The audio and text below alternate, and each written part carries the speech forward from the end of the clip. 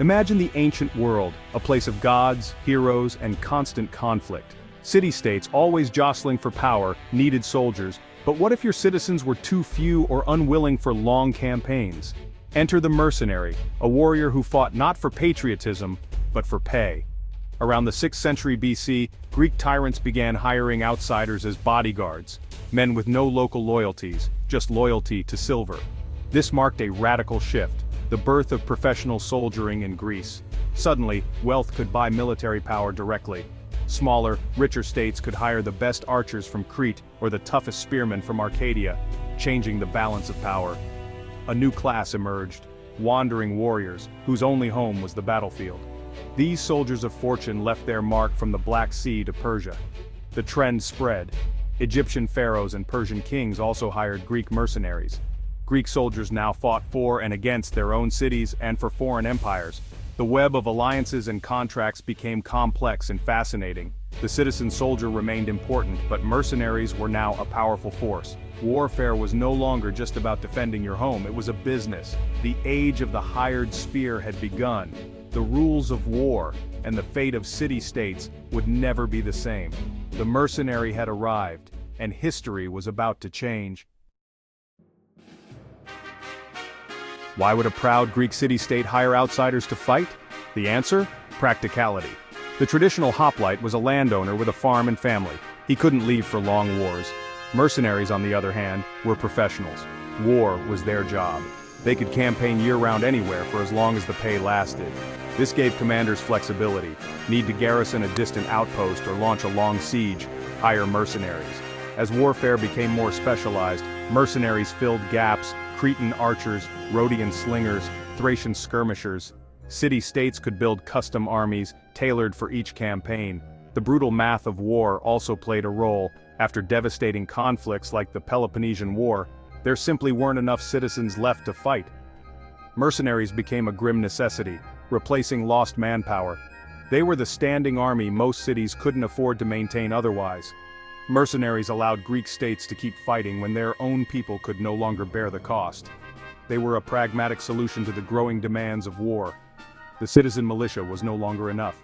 Mercenaries filled the ranks, kept the wars going, and changed the face of Greek military power. In the end, it wasn't about pride, it was about survival. The hired soldier became the backbone of Greek warfare. War had become a business, and mercenaries were its most valuable asset. The age of the professional soldier was here to stay. The ancient Greek mercenary market was a global arms bazaar. Most common were other Greeks, tough Arcadian spearmen, eager for pay and adventure. Thracians from the north were famed for their speed and skill as light-armed skirmishers, harassing enemies with javelins. Scythian horse archers, even used as police in Athens, brought deadly ranged power. Later, wild Celtic warriors from the west joined the fray, known for their ferocity and swordsmanship.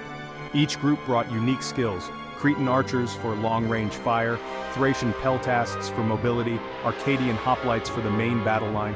Commanders built armies like craftsmen, selecting the right mercenaries for each job. The battlefield became more complex and dynamic, moving beyond simple shield wall clashes.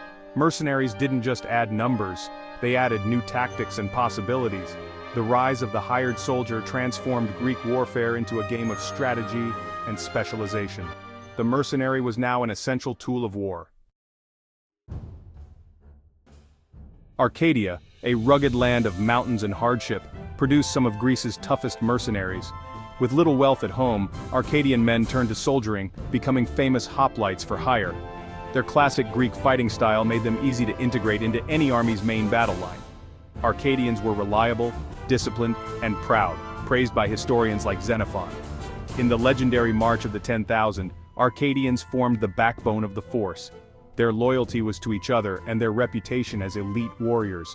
They fought for Sparta, Athens, Thebes, and even Persia, wherever the pay was good. Arcadians became the ultimate professional infantrymen, a constant presence in Greek wars. Driven by necessity, they shaped the military history of the Mediterranean. Their greatest resource was their own resilience and skill. Whenever you read of ancient battles, look for the Arcadians. They were always there. The mountain men with spears became legends far from home. Not all mercenaries fought up close, some dominated from afar.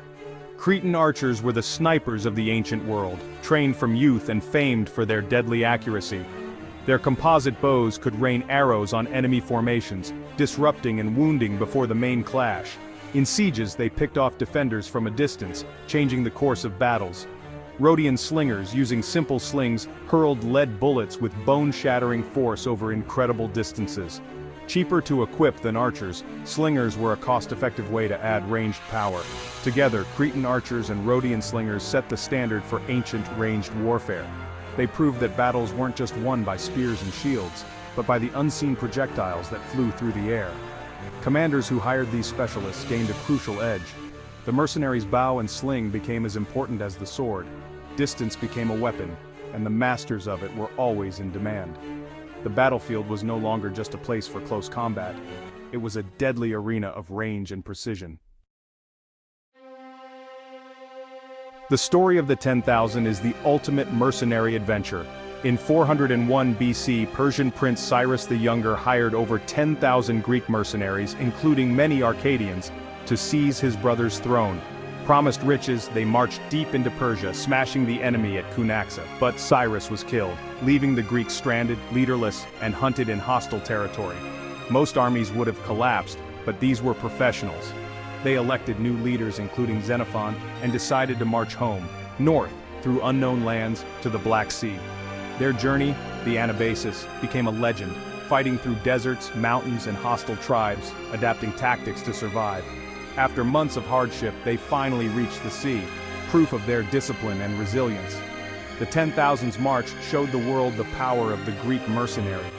They were more than hired swords. They were adaptable, determined, and unbreakable. Their story inspired generations of soldiers for hire. The professional mercenary had proven his worth on the grandest stage. The March of the 10,000 became a symbol of what hired soldiers could achieve. Their legacy echoed across the ancient world. The mercenary's reputation was now legendary. Greeks had mixed feelings about mercenaries.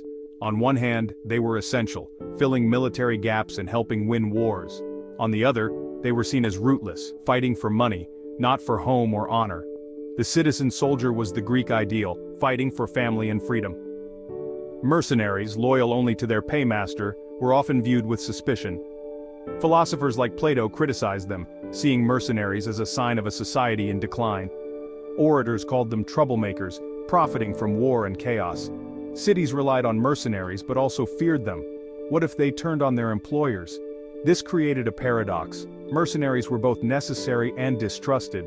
They were a tool of power, but also a symbol of moral decay. The tension between military need and civic virtue ran deep in Greek society. Mercenaries were a fact of life but rarely celebrated. They were used, paid, and kept at arm's length. The hired soldier was both a solution and a problem. In the end, the Greeks couldn't live with mercenaries, or without them.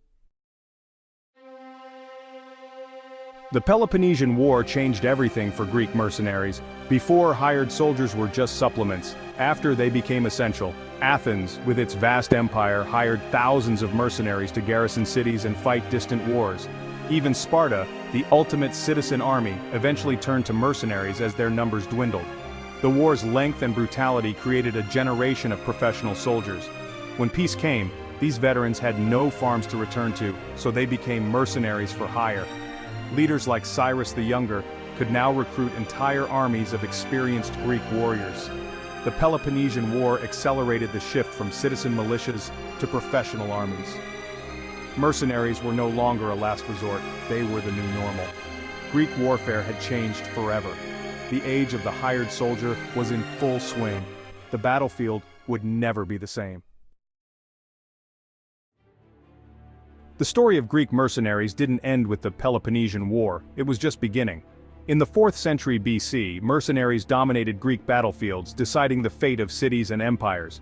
The rise of the mercenary general, commanding private armies for hire, became common. Philip of Macedon and Alexander the Great built their empires with the help of mercenaries, creating powerful combined arms forces. After Alexander, his successors fought endless wars with massive mercenary armies. The citizen soldier faded, the professional multinational army took over. Mercenaries transformed war from a civic duty into a business. They drove military innovation, introduced new tactics, and shaped the course of history. Though often distrusted, their impact was undeniable. From the tyrants of old to the Hellenistic kings, mercenaries were the engine of empire. The story of ancient Greece is as much theirs as it is of philosophers and politicians. The hired soldier changed the world, one contract at a time. Their legacy endures in every army that fights for pay,